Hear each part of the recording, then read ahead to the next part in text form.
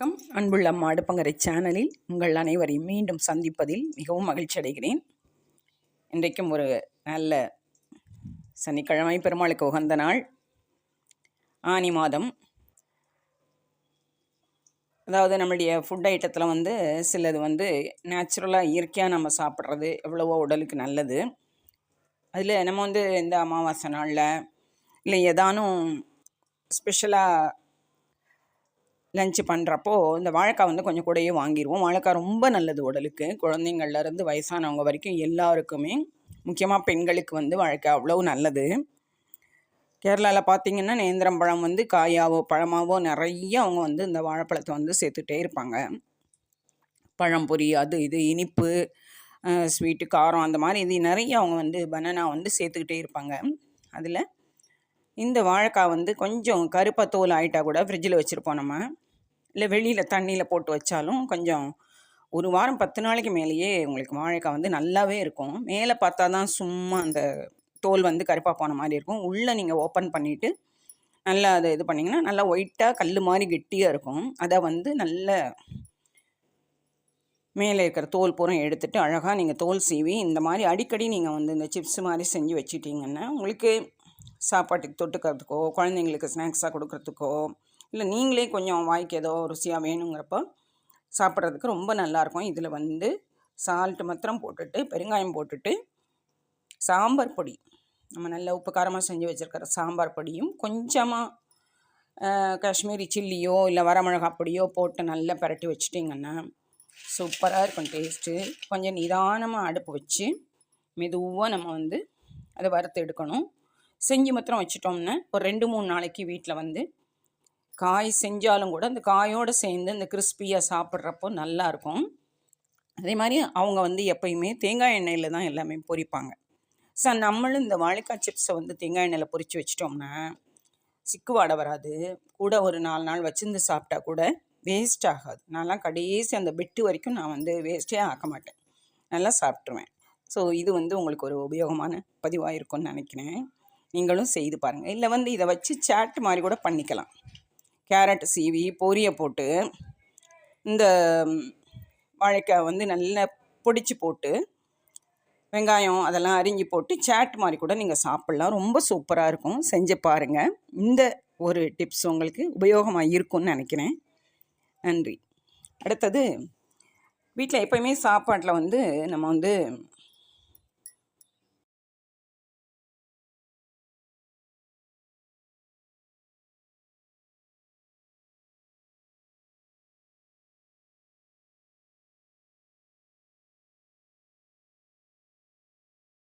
வீட்டில் எப்பொழுதுமே சாப்பாட்டில் நம்ம இந்த பச்சை காய்கறிகளை முள்ளங்கி, கேரட்டு, நெல்லிக்காய், அது மாதிரி மல்லி, புதினா, இதை நம்ம எப்பயுமே பச்சையாக சாப்பாட்டோடு சேர்த்துக்கிறப்போ சாலட்டு சொல்லலாம், அல்லது கோசமரி அது மாதிரி பண்ணிவிட்டு கூட நல்லா அதை உணவில் டெய்லி சேர்த்துட்டோம்னா முள்ளங்கி நமக்கு லிவரை ஃப்ரீ பண்ணிவிடும். அந்த நீர் சத்து நிறைய கிடைக்கிறதுனால எவ்வளவோ நமக்கு பிரயோஜனங்கள் உண்டு. நெல்லிக்காய் நமக்கு விட்டமின் சி, அதே சமயம் பிளட்டை ப்யூரிஃபை பண்ணும். கேரட் கண்ணுக்கு நல்லது, நமக்கு அது ஒரு எனர்ஜியும் நமக்கு நல்லா தரும். லெமன் விட்டமின் சி, சிட்ரிக் நமக்கு சேர்றப்போ அந்த ஹார்ட்டில் இருக்கிற அந்த அடைப்பு அந்த இதுக்கெல்லாம் கிளியர் பண்ணுறதுக்கு லெமன் ரொம்ப யூஸ்ஃபுல்லாக இருக்கும். இதை ஒரு 2 நாளைக்கு ஒரு தடவை கூட குழந்தைங்கள பச்சையாக சாப்பிட பழக்கணும். நம்ம இந்த மாதிரி கேரட்டாக நம்மலாம் கேரட்டு, தக்காளி எல்லாம் ஜீனி தொட்டு டக்கு டக்குன்னு நம்ம கடித்து சாப்பிட்ருவோம். இப்போ இருக்கிற குழந்தைங்க அந்த மாதிரி சாப்பிட்றத தெரியல அவங்களுக்கு. அதனால் அதை நல்லா சீவி நீங்கள் கோஸ்மரி மாதிரி பச்சையாக லெமன் பிழிஞ்சு இந்த கொத்தமல்லி எல்லாம் நல்ல பொடியை நறுக்கி போட்டு, புதினா நறுக்கி போட்டு அவங்களுக்கு சாப்பிட ஒரு கப்பில் வச்சு கொடுத்து பழக்கினீங்கன்னா அதுவே ஒரு நல்ல அவங்களுக்கு சப்ளிமெண்ட்ரி மாதிரி இருக்கும். நிச்சயமாக அதில் முள்ளங்கியும் நல்லா சீவி போடலாம். முள்ளங்கினே வாசனையே அவங்களுக்கு தெரியாது, ரொம்ப நல்லாயிருக்கும். மாங்காய் சீவி போடலாம், இல்லை இந்த நெல்லிக்காய் கூட லைட்டாக கொஞ்சமாக சீவி போடலாம். அந்த புளிப்புக்கு, காரத்துக்கு மிளகு லைட்டாக தூவினாலே போதும், டேஸ்ட்டாக இருக்கும்.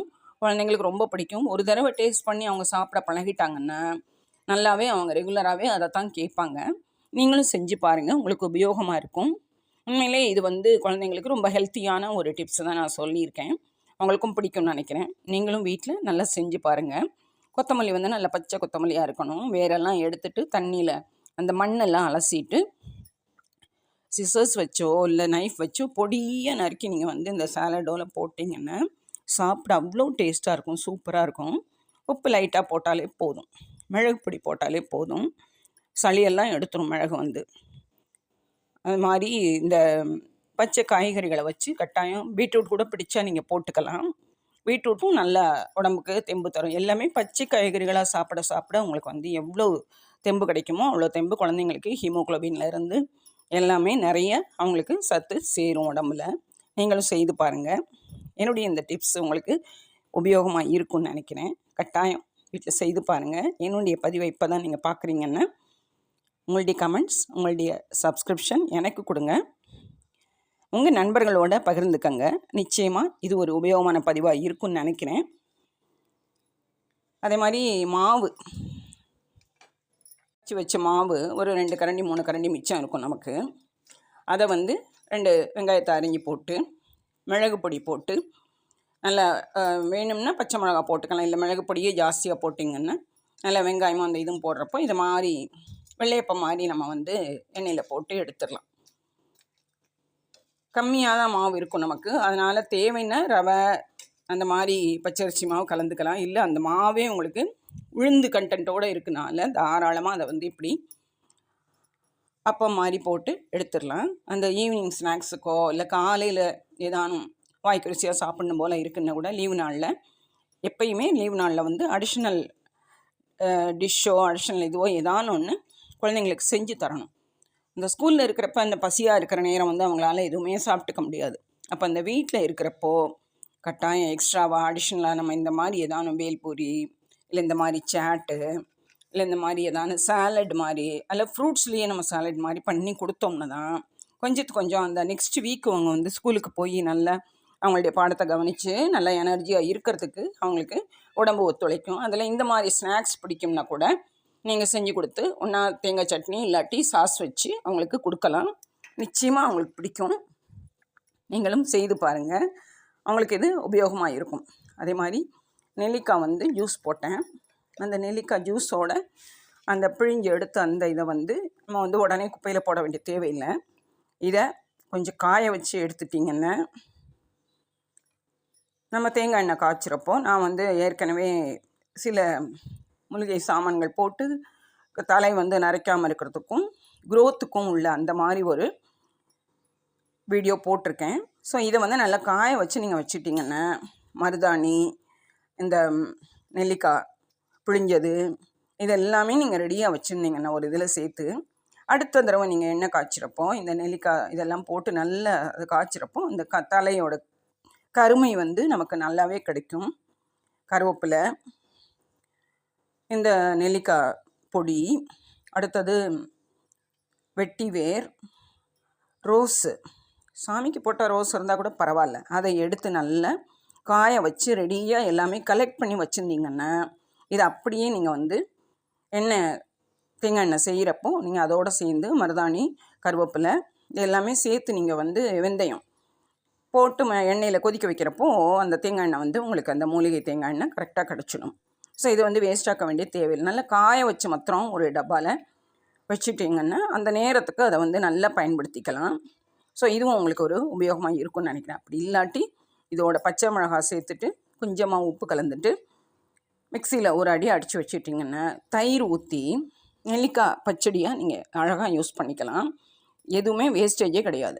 இயற்கை பொருட்களில் வந்து டாப் டு பாட்டம் எல்லாமே நமக்கு வந்து உணவுக்கு ரொம்ப பயன்படுறது, நம்ம உடலுக்கு நல்ல ஒரு ஆரோக்கியத்தை கொடுக்கக்கூடியது. இது நெல்லிக்காய் பொடியை வந்து குப்பையில் போட வேண்டிய தேவையில்லை. ஒரு பச்சை மிளகாய், கொஞ்சோண்டு உப்பு, பெருங்காயம் போட்டு நல்லா ஒரு மிக்சியில் ஒரு அடி அடிச்சுட்டு தயிரில் போட்டு மிக்ஸ் பண்ணி நெல்லிக்காய் தயிர் பச்சடி அழகாக சாப்பிட்லாம். ஃப்ரெஷ்ஷாக இருக்கும், ஒன்றுமே ஆகாது. அப்படி இல்லாட்டி நீங்கள் காய வச்சு தேங்காய் எண்ணெய்க்கு நீங்கள் பயன்படுத்திக்கலாம். ஸோ இது உங்களுக்கு உபயோகமாக இருக்கும்னு நினைக்கிறேன். என்னுடைய இந்த பதிவு உங்களுக்கு பிடிச்சிருந்தால் உங்கள் சப்ஸ்கிரிப்ஷனை எனக்கு கொடுங்க, உங்கள் நண்பர்களோடு பகிர்ந்துக்கங்க. மேலும் நல்ல புதிய வித்தியாசமான பதிவுகளோடு உங்களை சந்திக்கிறேன். நன்றி. வாழ்க வளமுடன்.